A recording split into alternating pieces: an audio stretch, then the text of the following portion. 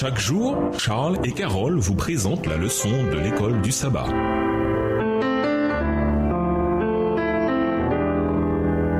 Bienvenue dans votre émission. Dieu nous parle. Nous voyons de jeudi, le grand commandement. Lisons Marc 12 et versets 28 à 34. Quelle question profonde pose ce scribe amical et quelle double réponse Jésus donne-t-il? Marc 12 et versets 28 à 34. Un des scribes qui les avait entendus discuter, sachant que Jésus avait bien répondu aux Sadducéens, s'approcha et lui demanda: quel est le premier de tous les commandements? Jésus répondit: voici le premier. Écoute Israël, le Seigneur notre Dieu est l'unique Seigneur. Et tu aimeras le Seigneur ton Dieu de tout ton cœur, de toute ton âme, de toute ta pensée et de toute ta force. Voici le second, tu aimeras ton prochain comme toi-même. Il n'y a pas d'autre commandement plus grand que cela. Le scribe lui dit: bien maître, tu as dit avec vérité que Dieu est unique et qu'il n'y en a point d'autre que lui, et que l'aimer de tout son cœur, de toute sa pensée, de toute son âme et de toute sa force, et aimer son prochain comme soi-même, c'est plus que tous les holocaustes et tous les sacrifices. Jésus, voyant qu'il avait répondu avec intelligence, lui dit: tu n'es pas loin du royaume de Dieu. Et personne n'osa plus lui proposer des questions. Jusque-là, dans l'évangile de Marc, la majorité des chefs religieux, à quelques exceptions près, sont opposés à Jésus. C'est particulièrement vrai à Jérusalem, où Jésus confronte les dirigeants au sujet de l'adoration au temple qui est au cœur du judaïsme. Il fallait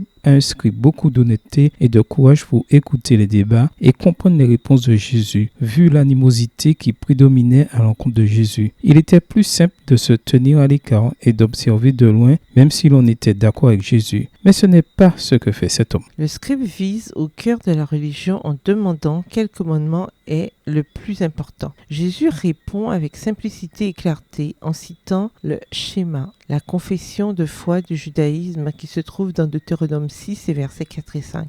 Le plus grand des commandements, dit Jésus, c'est d'aimer Dieu de tout son cœur, de toute son âme, de toute sa force et de toute sa pensée. Autrement dit, de tout son être. Jésus donne même un petit bonus aux scribes en précisant quel est le second commandement le plus important. Il cite de nouveau l'Ancien Testament, Lévitique 19, le verset 18, cette fois, qui dit d'aimer son prochain comme soi-même. Les gens se demandent parfois comment on peut inspirer l'amour. Le contexte culturel du commandement de Deutéronome nous aide à trouver une explication. L'expression vient des anciens traités qui se concluaient entre deux parties et le terme traduit par aimer renvoie au fait d'être fidèle au terme du contrat. La notion d'affection profonde entre les parties n'est pas exclue, mais l'expression renvoie davantage aux actions qui démontrent une telle loyauté. Le scribe fait preuve d'honnêteté. Il voit la clarté et la simplicité de la réponse de Jésus et le lui fait remarquer. On peut imaginer les regards noirs des autres chefs religieux, puisque le scribe honnête a affirmé que la réponse de Jésus est valable. Personne d'autre n'était prêt à faire une chose pareille. Jésus valorise également le scribe pour sa réponse honnête en disant qu'il n'est pas loin du royaume de Dieu. Mais pas loin du royaume, ce n'est pas encore dans le royaume. Le scribe avait besoin de quelque chose de plus. Il devait reconnaître qui était Jésus et le suivre, c'est-à-dire passer à l'étape suivante dans son voyage de foi. Comment apprendre à aimer Dieu et à aimer notre prochain comme nous-mêmes? Pourquoi la croix est-elle la clé pour obéir à ce commandement? Au revoir. Et à demain si Dieu veut.